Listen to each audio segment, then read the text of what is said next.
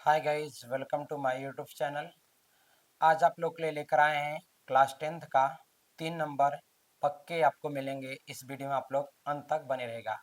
आप लोग जानते हैं क्लास 10th में पोएम आता है लिखने के लिए। तो आज की वीडियो हम आप लोग को बताएंगे कि पोएम किस प्रकार आप लिखें कि आपको 3 नंबर मिल जाएगा। ये देखिए बहुत बड़ी बात है भाई कि 4 लाइन की पोएम लिखिए और 3 नंबर लीजिए। चलिए देखिए, हम देखिए बताते हैं। तो सबसे पहले आपको बताते हैं कि कौन सा क्वेश्चन नंबर रहता है जो हम पोएम लिखते हैं। क्वेश्चन नंबर पहले बताते हैं। देखिए क्वेश्चन नंबर आपका 27 रहता है। आपको जानते हैं कि इंग्लिश का जो पेपर आता है 2 पार्ट में बटा रहता है, पार्ट ए और पार्ट बी। तो ये जो रहता है पार्ट बी में, देखिए पार्ट बी में रहता है जो पोएम लिखना है। देखिए यहाँ क्या लिखा है, क्वेश्चन पहले समझते हैं। देखिए क्वेश्चन लिखा है right 4 lines of any poem. देखिए कोई 4 लाइन का पोएम लिखे। Do not copy the lines given in the question paper. मतलब इसका मतलब समझिएगा कि 4 लाइन का पोएम लिखे, लेकिन जो इस प्रश्न पत्र पेपर में, मतलब इस पेपर में जो आया है 4 लाइन पोएम उसको छोड़ करके, मतलब एक आपका आता है ना ऑब्जेक्टिव में। देखिए यहाँ पर आपको समझाने के लिए लिखते हैं, लिखे हैं। देखिए पार्ट ए, तो पार्ट ए में भी 4 लाइन का पोएम देता है। देखिए क्वेश्चन नंबर 14 और 15। देखिए पोट्री के संज्ञा दिया था नहीं, 4 लाइन का पोएम, तो 4 लाइन का पोएम देता है, वो भी तो पोएम ही रहता है। और यहाँ भी बोला गया पोएम लिखने के लिए। देखिए आप देखिए 4 लाइन का देखिए पोएम दिया है, तो 4 लाइन पोएम दिया है, तो उसके नीचे 2 क्वेश्चन आते हैं ऑब्जेक्टिव। कितने क्वेश्चन आते हैं? 2। देखिए आप 14 नंबर लिखा है हु कंपोज दिस लाइन्स, मतलब इसके कवि कौन है, इसके कवि कौन है। तो 4 लाइन का पोएम दिया है, तो इसीलिए यहाँ पर लिखा है देखिए do not copy the lines given in the question paper. मतलब 4 लाइन का पोएम लिखे, लेकिन इस जो पेपर आया उसको छोड़ करके। तो ये भी आपका आय रहेगा भाई 4 लाइन पोएम, तो इसको छोड़ करके आपको लिखना है। और लड़के क्या करते हैं कि यही 4 लाइन पोएम दिया है यही, और ये वाला पोएम ए पार्ट ए में दिया है और ये पार्ट बी में रहता है, और पार्ट बी में क्वेश्चन नंबर 27 पर ये वाला पोएम लिख देते हैं। इसलिए सरकार ने यहाँ पे देखिए लिखता है क्या, do not copy the lines given in the question paper. मतलब 4 लाइन का पोएम लिखे, लेकिन इस जो पेपर आया है, पेपर में जो पोएम आया 4 लाइन का उसको छोड़ करके। तो आपको 8 लाइन का पोएम याद करना पड़ेगा। मान लीजिए पहले पार्ट में आप या तो 8 लाइन का पोएम याद करें अलग अलग पार्ट से, या एक ही पार्ट में से आप 2 पोएम याद कर लिए। जैसे पहला चैप्टर है पोट्री का डस्ट ऑफ स्नो, और डस्ट ऑफ स्नो में 2 पैराग्राफ है, 2 संज्ञा है, 2 संज्ञा है डस्ट ऑफ स्नो में। तो आप मान लीजिए चलिए आपने पहला संज्ञा और दूसरा संज्ञा याद किया है। मान लीजिए पहला संज्ञा दूसरा संज्ञा याद किया है।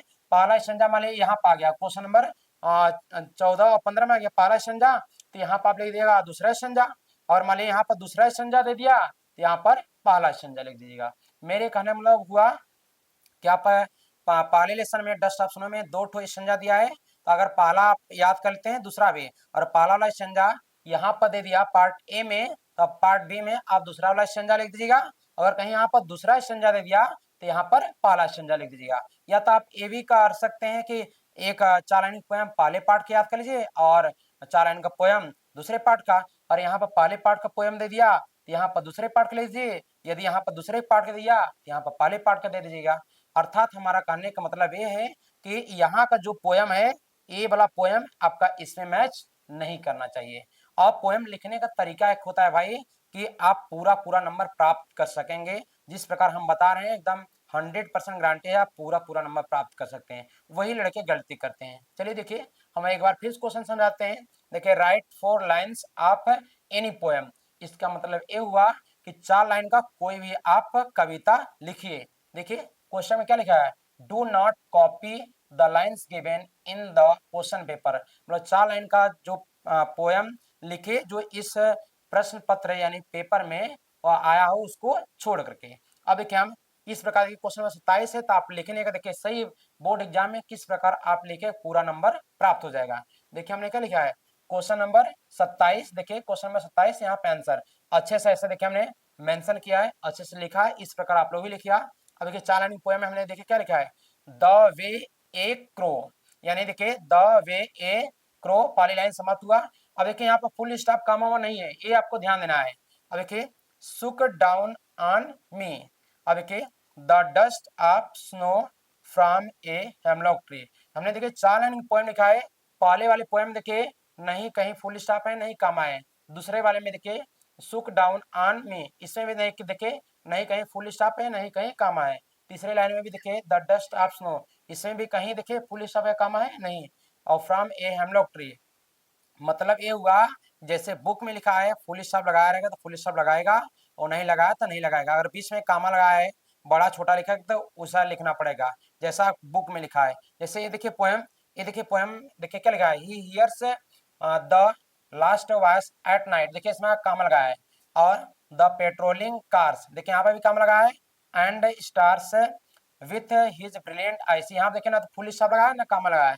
और लास्ट लाइन में देखिए क्या लिखा है, एट द ब्रिलियंट स्टार्स, यहाँ देखिए काम लगा है। तो मेरे कहने का मतलब ये हुआ कि आपकी बुक में जैसा अगर फुल स्टॉप लगाया है तो फुल स्टॉप लगाइए, और नहीं लगाया तो मत लगाइए। यदि बीच में कामा लगाया तो लगाएगा, नहीं लगाया तो मत लगाएगा। अब यही लड़के गलती करते हैं कि हर लाइनिये में फुल स्टॉप लगा देते हैं, जिससे नंबर कट जाता है। और इस प्रकार देखिए हमने 4 लाइन पोएम लिखा है। अब पहले पार्ट में देख लिएगा डस्ट ऑफ स्नो में, उसने पहले वाले स्टैंजा में कहीं फुल स्टॉप और कहीं कामा लगाया ही नहीं है। तो अगर बुक में अगर फुल स्टॉप कामा लगाया तो लगाएगा, और नहीं लगाया तो मत लगाएगा। उम्मीद करते हैं आप लोग को मेरा वीडियो पसंद आया होगा। अब आप लोग जो हमारे चैनल पर नए हो तो हमारे चैनल को सब्सक्राइब करेंगे, वीडियो को लाइक करेंगे, ज़्यादा से ज़्यादा शेयर करेंगे। अब मिलेंगे हम नेक्स्ट वीडियो में। जय हिंद, वंदे मातरम।